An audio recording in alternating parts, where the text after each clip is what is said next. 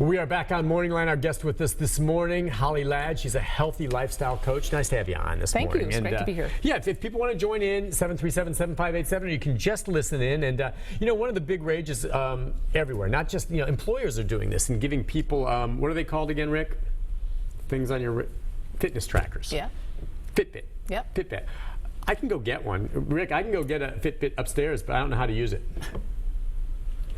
And he gave me a jawbone, and I still have it and haven't used it. What do you think of Fitbits and fitness trackers? I think they're a great tool to get to where you want to go. Do you really want to know how many steps you take in a day?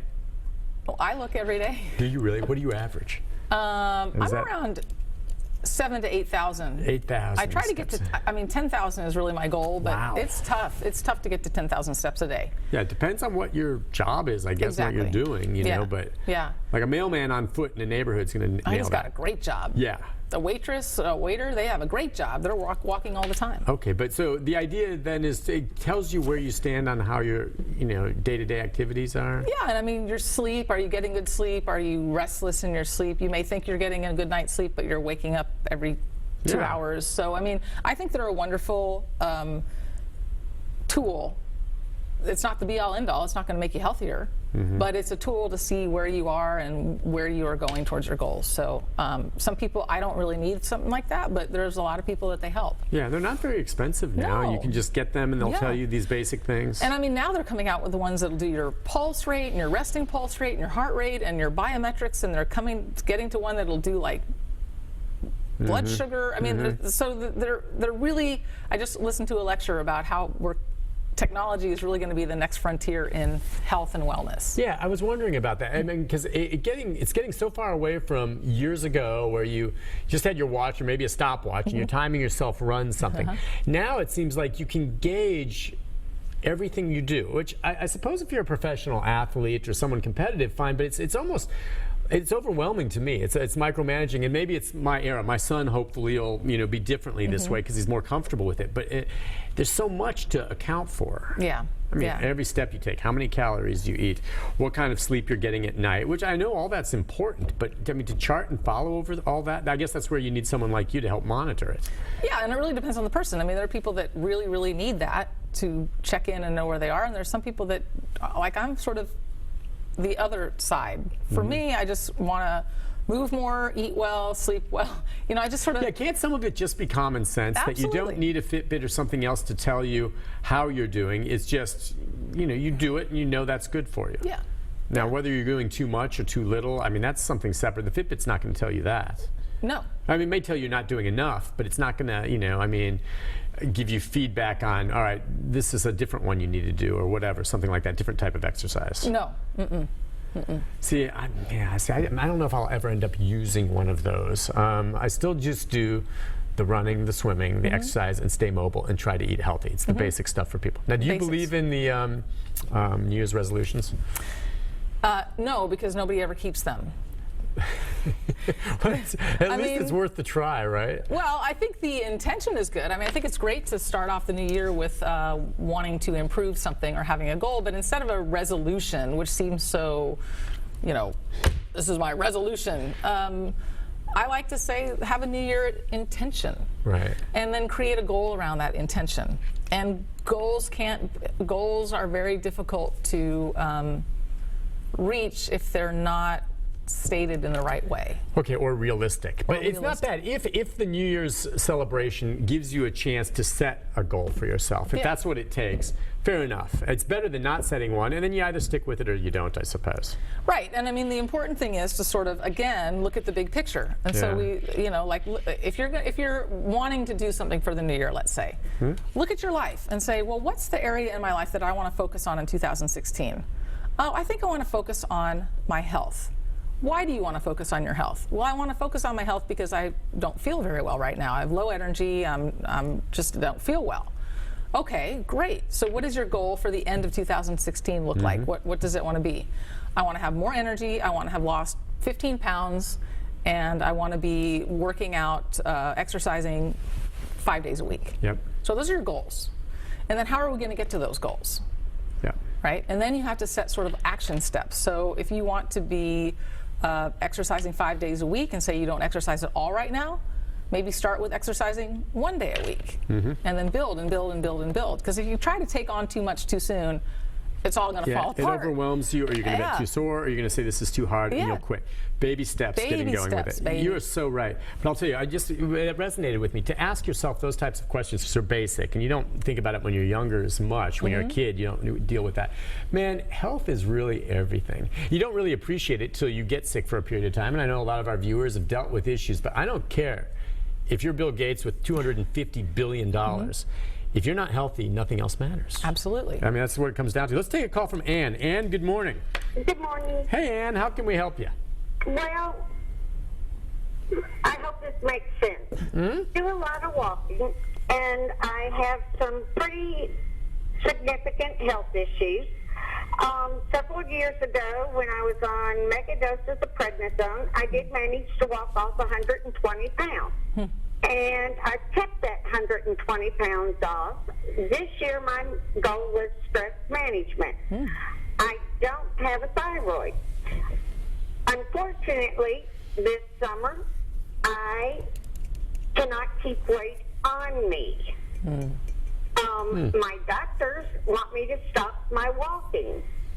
I'm not converting it to muscle, they say. And I don't want to give up my walking, because that's not only helps my sleep, it helps my stress management, it helps with my pain, with my lupus and fibromyalgia, and it's good for me. I'm 58, and I'm in competition with a daughter who does megadoses of walking, and it's good. I don't understand why without a thyroid my levels can't be regulated by medicine. I don't understand why I'm not converting fat to muscle. I'm logging my mileage.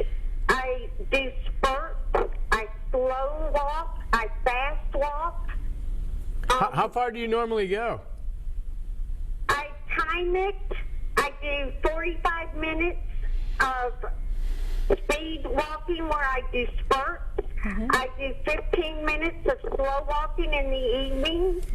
I'm really pacing and monitoring. I followed Holly Ladd for years. This is something I've worked on for years. I have an artificial knee, so I have to really be careful with that. I have 2 bad hips. So this is something I have worked at extensively. Let me ask you this, real quick. Do you go walking in the neighborhood, or are you walking on a treadmill at home, or where are you walking? I walk in my neighborhood, and I also go to Percy Priest Lake, where there's beautiful ducks and a beautiful... Man, I was going to say, especially if you're doing it outside, good for you. I mean, well, let's see what Holly thinks. I mean, man, I just got to respect her for walking. I can't imagine the doctor's telling her not to, but I mean, maybe... we don't want to contradict the doctor, but if nothing else, too, she enjoys being out in the nature and walking. That's healthy for her state of mind. Yeah, a few things came up for me in her description. First of all, the not having a thyroid, I would definitely have your levels of thyroid tested through your physician.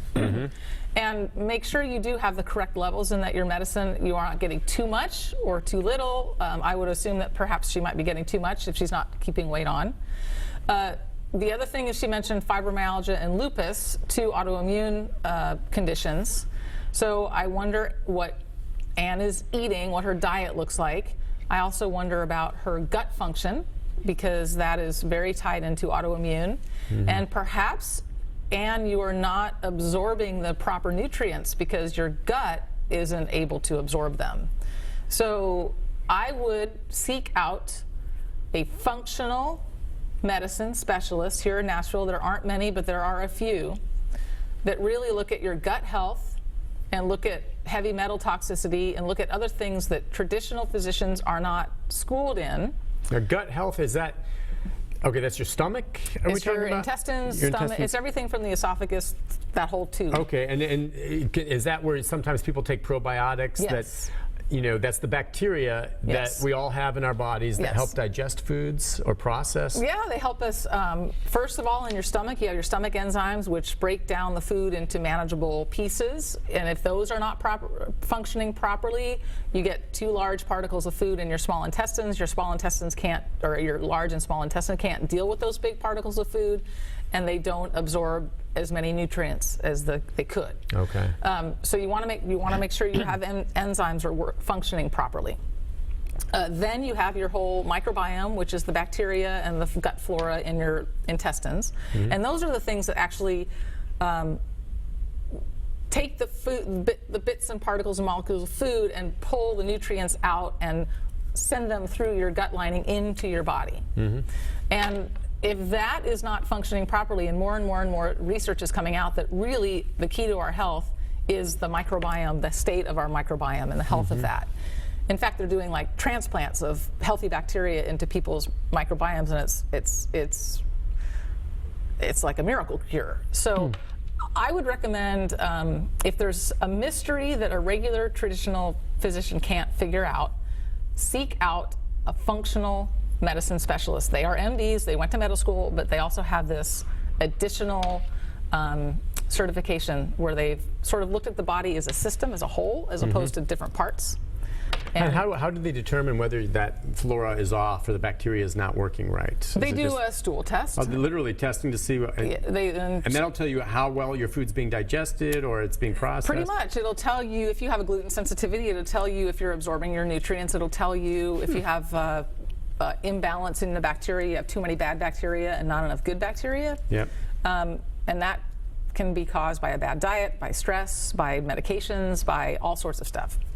So I do recall being put on a powerful antibiotic for a real bad case of, I think, bronchitis years ago, and they said in addition to taking this pill, at some point when you've run this thing through its process, eat some yogurt because it was so strong that it literally killed a lot of the bacteria that was good in my body as well, which gives you gastrointestinal issues to begin with. Exactly. And a lot of us these days take so many antibiotics. I wonder if that plays a role in the antibiotics kill the bad germs. Okay, they're targeting that, but they can also kill some of the good ones as well in the process. They're not special. There aren't many antibiotics that sort of just seek out one thing. They kill everything. Yeah, like good old penicillin, which you see more and more doctors prescribing these days as some of these new antibiotics don't work on these strong bugs. Listen, on that note, let's take a break. When we come back, more of your phone calls. If you're on hold, stay there. We'll get to you in our final segment with our health coach right after this.